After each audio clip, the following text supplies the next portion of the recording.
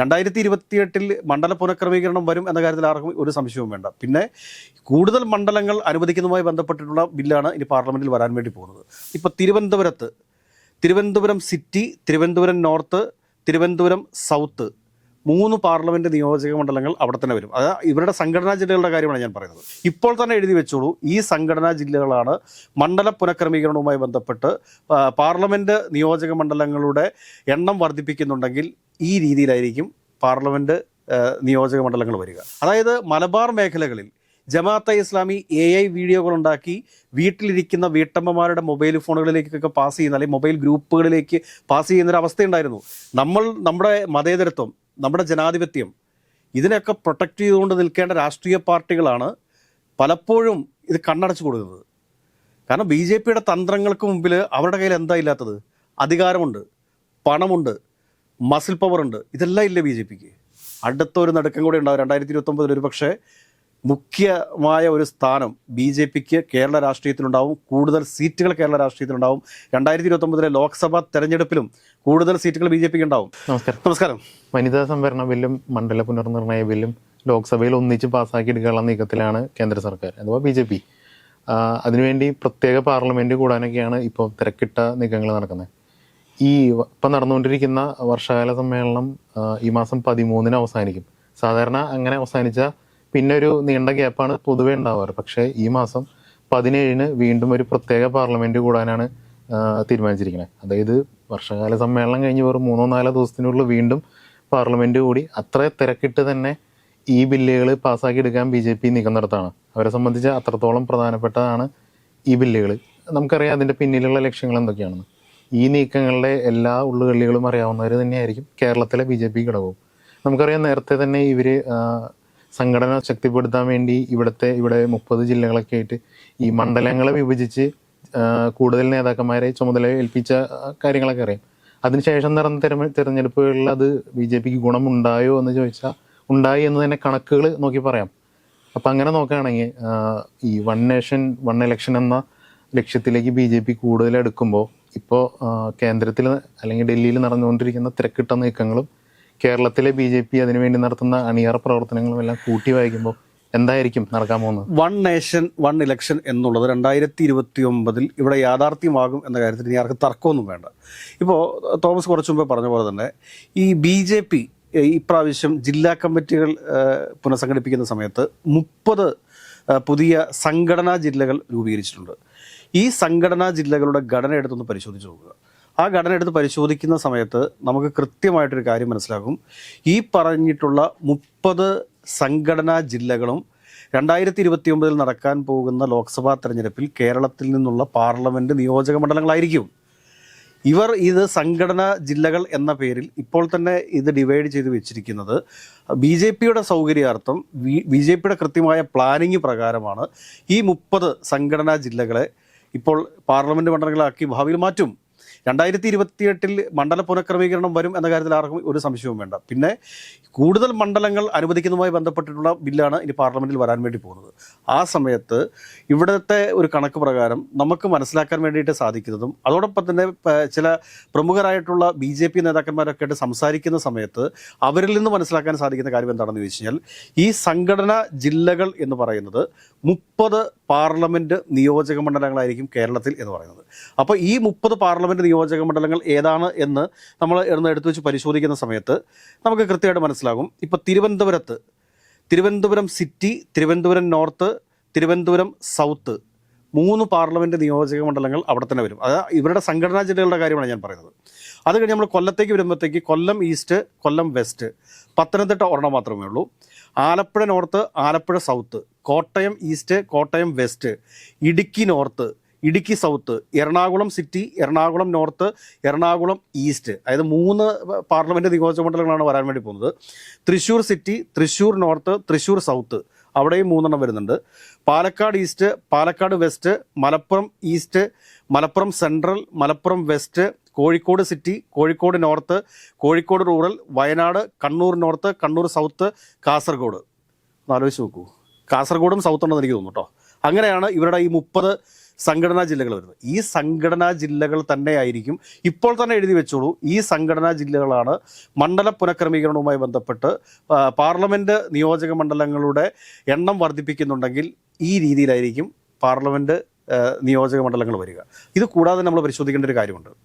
B J പിയെ സംബന്ധിച്ചിട്ട് B J P ഇപ്പോൾ സാമുദായിക സംഘടനകളിലേക്കുള്ള വലിയ രീതിയിലുള്ള ഒരു കടന്നുകയറ്റമാണ് നടത്തിക്കൊണ്ടിരിക്കുന്നത്. അതായത് ചില ഫേസ്ബുക്ക് പേജുകൾ എടുത്ത് പരിശോധിക്കുക. ഈ ഫേസ്ബുക്ക് പേജുകളെടുത്ത് നമ്മൾ പരിശോധിക്കുന്ന സമയത്ത് നമുക്ക് മനസ്സിലാക്കാൻ വേണ്ടി സാധിക്കുന്നത് എന്താണെന്ന് ചോദിച്ചു കഴിഞ്ഞാൽ വളരെ നിഷ്പക്ഷമെന്ന് തോന്നുന്ന രീതിയിലുള്ള ചില ഫേസ്ബുക്ക് പോസ്റ്റുകളുണ്ട്. പക്ഷേ ഈ നിഷ്പക്ഷമെന്ന് നമുക്ക് തോന്നുമെങ്കിലും ഇപ്പോൾ തിരുവിതാംകൂറിലെ ചേകവന്മാർ എന്ന് പറയുന്ന ഒരു ഫേസ്ബുക്ക് ഗ്രൂപ്പുണ്ട്. ഈ ഫേസ്ബുക്ക് ഗ്രൂപ്പ് നമ്മൾ ഒറ്റയടിക്കെടുത്ത് പരിശോധിച്ച് നോക്കുകയാണെങ്കിൽ നമുക്കെന്താ മനസ്സിലാവുക? ഇതിനകത്ത് പിണറായി വിജയൻ്റെ ഫോട്ടോ കിടക്കുന്നു. അതോടൊപ്പം തന്നെ ഈഴവരുടേതായിട്ടുള്ള ചില പ്രശ്നങ്ങൾ, ഈഴവരിലെ മഹാരഥന്മാരായിട്ടുള്ള ആചാര്യന്മാരുടെ, നേതാക്കന്മാരുടെ ഒക്കെ സ്റ്റോറികൾ പറഞ്ഞു പോകുന്നു. പക്ഷേ അതിനൊടുവിൽ അവരുടെ ഒരു ജാതി ബോധത്തെ ഉണർത്തുന്ന രീതിയിലേക്കുള്ള വർഗീയതയാണ് ഈ പേജിൽ കൂടെ പ്രചരിപ്പിച്ചുകൊണ്ടിരിക്കുന്നത്. ഇതിവിടെ മനസ്സിലാക്കാനായിട്ട് ആർക്കെങ്കിലും സാധിക്കുന്നുണ്ടോ? കാരണം ഇപ്പോൾ എല്ലാവരും പറയും ന്യൂജൻസി പൊളിറ്റിക്സിൽ ഒരിക്കലും വർഗീയത ഒരു ഘടകമല്ല എന്ന്. പക്ഷേ ഇങ്ങനെ പ്രചരിപ്പിക്കപ്പെടുന്നത് ആളുകളുടെ മനസ്സിലേക്ക് ഇടിച്ചു കയറുകയാണ്. അതായത് മലബാർ മേഖലകളിൽ ജമാഅത്തെ ഇസ്ലാമി AI വീഡിയോകളുണ്ടാക്കി വീട്ടിലിരിക്കുന്ന വീട്ടമ്മമാരുടെ മൊബൈൽ ഫോണുകളിലേക്കൊക്കെ പാസ് ചെയ്യുന്ന, അല്ലെങ്കിൽ മൊബൈൽ ഗ്രൂപ്പുകളിലേക്ക് പാസ് ചെയ്യുന്നൊരു അവസ്ഥയുണ്ടായിരുന്നു. കാരണം ഈ മുസ്ലിം ജനസമൂഹം ഇവിടെ അൺപ്രൊട്ടക്റ്റഡ് ആണ്, അവർ സുരക്ഷിതരല്ല എന്നുള്ള രീതിയിലുള്ള വലിയ പ്രചരണങ്ങൾ ജമാഅത്തെ ഇസ്ലാമി നടത്തിയിരുന്നു. ആ ജമാഅത്തെ ഇസ്ലാമിയായിട്ട് കൂട്ടുകൂടിയിട്ടുണ്ട് UDF എന്നുള്ള കാര്യം നമ്മൾ മറന്നു പോകരുത്. മുസ്ലിം ലീഗൊക്കെ നേരത്തെ അതിശക്തമായിട്ട് ജമാഅത്തെ ഇസ്ലാമിയെ എതിർത്തുകൊണ്ടിരുന്നതാണ്. അപ്പോൾ 2029 നടക്കാൻ പോകുന്ന തെരഞ്ഞെടുപ്പ് എന്ന് പറഞ്ഞു കഴിഞ്ഞാൽ ഭൂരിപക്ഷ വർഗീയതയും ന്യൂനപക്ഷ വർഗീയതയും അതോടൊപ്പം തന്നെ സെക്യുലറിസവും തമ്മിലുള്ള പോരാട്ടമായിരിക്കും. ഈ പോരാട്ടത്തിൽ ഇവിടുത്തെ രാഷ്ട്രീയ പാർട്ടികൾ, കോൺഗ്രസ് ഉൾപ്പെടെ ഇടതുപക്ഷ പാർട്ടികൾ ഉൾപ്പെടെയുള്ള പാർട്ടികളുടെ ഒരു സ്വാധീനം എന്തായിരിക്കും, അവരെന്താണ് ചെയ്യാൻ പോകുന്നത് എന്നാണ് നമുക്ക് നോക്കേണ്ടത്. ഇതുകൂടാണ്ട് തന്നെ ഈ NSSൻ്റെ, ഇപ്പം ഞാൻ പറഞ്ഞ സാമുദായിക സംഘടനകൾ എന്ന് പറയുമ്പോഴത്തേക്ക് അത് SNDPയും NSSുമാണ് ഏറ്റവും പ്രബലമായിട്ടുള്ള സാമുദായിക സംഘടനകൾ എന്ന് പറയുന്നത്. ഈ സാമുദായിക സംഘടനകൾ പരിശോധിക്കുന്ന സമയത്ത് NSSനെ കുറിച്ച് നമുക്ക് സംസാരിക്കാതെ പോകാൻ വേണ്ടി സാധിക്കത്തില്ല. അതായത് വേൾഡ് നായർ ഓർഗനൈസേഷൻ, അതായത് നായന്മാർക്ക് വേണ്ടിയിട്ട് ഒരു ഫേസ്ബുക്ക് ഗ്രൂപ്പ് പ്രവർത്തിക്കുകയാണ്. നല്ലതാണെന്ന് ഞാൻ ഇടയ്ക്ക് നസ്രാണികൾക്ക് വേണ്ടിയിട്ട് പ്രവർത്തിക്കുന്നുണ്ട്, എല്ലാവർക്കും വേണ്ടിയുണ്ട്. പക്ഷേ ഇതിൽ വർഗീയത പ്രചരിപ്പിക്കുന്ന രീതിയിലുള്ള കണ്ടന്റുകൾ വരുമ്പോൾ അതിന് ജനാധിപത്യ കേരളം അല്ലെങ്കിൽ മതേതര കേരളം വളരെ സൂക്ഷ്മതയോടുകൂടി വേണം നോക്കിക്കാണാനായിട്ട്. അതായത് വേൾഡ് നായർ ഓർഗനൈസേഷൻ, ഇതിനകത്ത് കാണുന്ന പോസ്റ്റുകളൊക്കെ നമ്മളെടുത്ത് പരിശോധിക്കുന്ന സമയത്ത് നമുക്കിന് അതിശയം തോന്നിപ്പോവും. വളരെ നിഷ്പക്ഷമെന്ന് പുറമേ തോന്നിക്കുന്ന പോസ്റ്റുകൾ, പക്ഷേ അതിനകത്ത് പറഞ്ഞു പോകുന്നത് വർഗീയതയാണ്. അത് വലിയ അപകടം നാളുകളെ നമ്മുടെ നാടിന് ചെയ്യും. ഇപ്പോൾ ഒരു ഉദാഹരണം നോക്കൂ. SNDPക്കകത്ത് വിഭാഗീയത ഉണ്ടാക്കാൻ വേണ്ടി ശ്രമിക്കുന്നില്ലേ? വെള്ളാപ്പള്ളി നടേശൻ പറയുന്നതിന് 100% അനുകൂലിക്കുന്ന ആളുകളാണോ ഇപ്പോൾ SNDPക്കകത്തുള്ളത്? അല്ലല്ലോ. SNDPക്കകത്ത് സംഘടനയ്ക്കകത്ത് തന്നെ പ്രശ്നങ്ങൾ സൃഷ്ടിക്കുന്നുണ്ട്. അതുകൂടാതെ ഞാൻ വേറൊരു കാര്യം ചോദിക്കട്ടെ, NSSനകത്ത് ഓപ്പൺ ഫൈറ്റ് നടക്കുന്നില്ല സുകുമാരൻ നായരുമായിട്ട്. NSSന് അകത്തു നിന്ന് ഉള്ള ആളുകൾ ഓപ്പൺ ഫൈറ്റുമായി രംഗത്ത് വന്നിട്ടില്ലേ? അപ്പോൾ ഇതൊക്കെ ആരുടെ ഇടപെടലുകളാണ്? ആരാണ് ഈ വിമത സ്വരങ്ങൾക്കൊക്കെ ബാക്കപ്പ് ചെയ്യുന്നത് എന്ന് നമ്മൾ പരിശോധിക്കുന്ന സമയത്ത് കൃത്യമായിട്ട് നമുക്ക് അറിയാൻ വേണ്ടി സാധിക്കും. ഇതിന് കൃത്യമായിട്ട് ഒരു RSS അജണ്ടയുണ്ട്. ഈ RSS അജണ്ടയുടെ ഭാഗമായിട്ടാണ് ഇതൊക്കെ നടന്നുകൊണ്ടിരിക്കുന്നത്.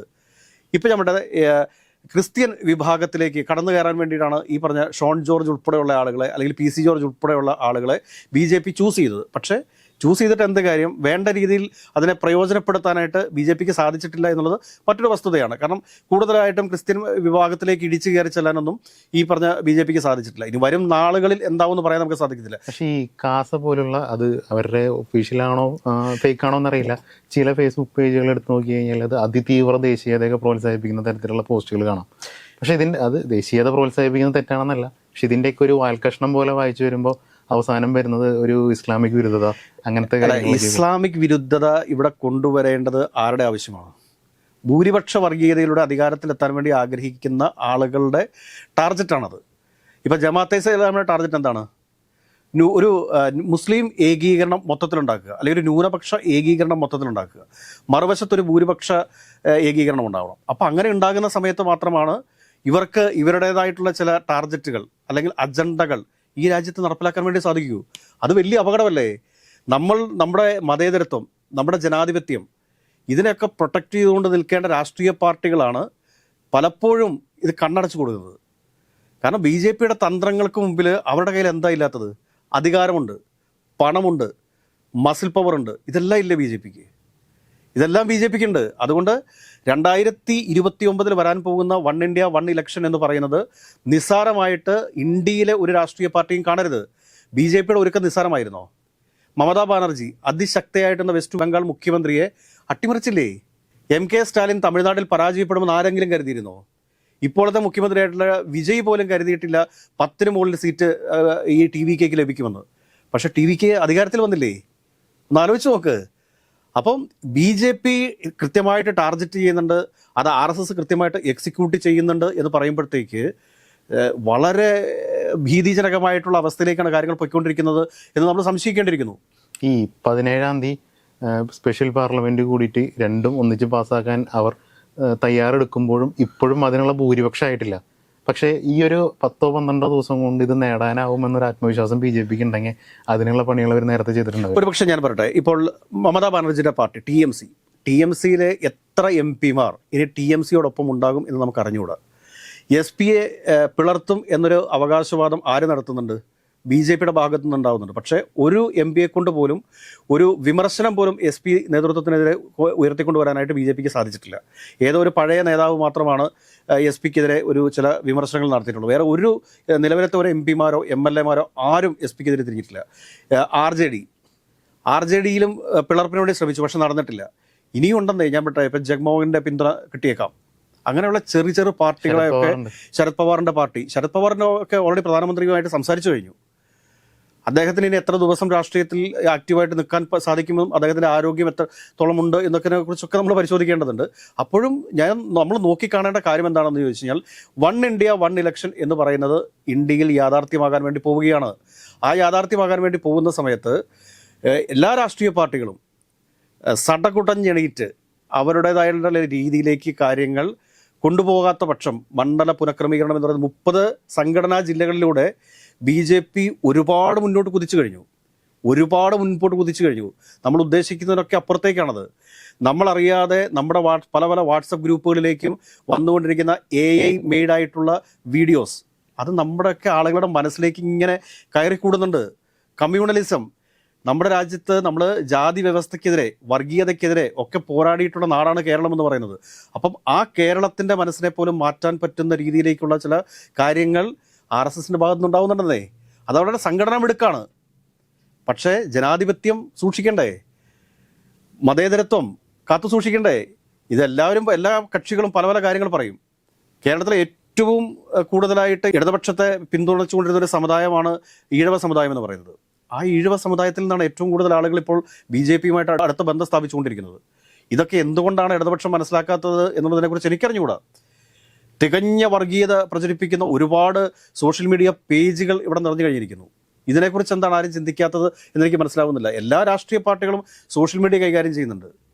പക്ഷേ ഈ രാഷ്ട്രീയ പാർട്ടികൾക്കിടയിൽ പോലും, അതായത് പ്രധാനപ്പെട്ട കേരളത്തിലെ രാഷ്ട്രീയ പാർട്ടികൾക്കിടയിൽ പോലും വർഗീയ ചിന്തകൾ കൊണ്ടുവരാൻ അല്ലെങ്കിൽ സാമുദായിക ചിന്തകൾ കൊണ്ടുവന്ന് വിഭജനത്തിന് ശ്രമിക്കുന്നുണ്ട് എന്ന് പറഞ്ഞു കഴിഞ്ഞാൽ അത് നിഷേധിക്കാൻ സാധിക്കില്ല. നമുക്ക് തെളിവുകൾ നിരത്തി പറയാൻ പറ്റും. സോഷ്യൽ മീഡിയയിൽ വന്നുകൊണ്ടിരിക്കുന്ന ചില പോസ്റ്റുകൾ, ചില ഗ്രൂപ്പുകൾ, ഇതൊക്കെ എടുത്ത് വെച്ച് നമുക്ക് പറയാൻ വേണ്ടി സാധിക്കും.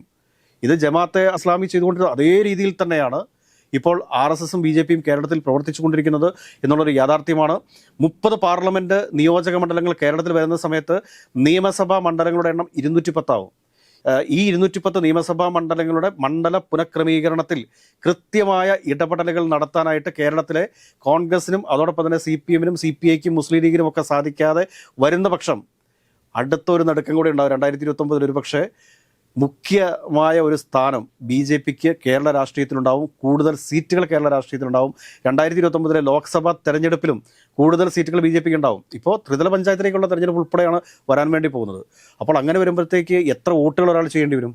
MP, MLA, പഞ്ചായത്ത് മെമ്പർ അല്ലെങ്കിൽ municipality member, block panchayat member, ജില്ലാ പഞ്ചായത്ത് മെമ്പർ, 5 വോട്ടുകൾ ചെയ്യേണ്ടി വരുന്നില്ലേ?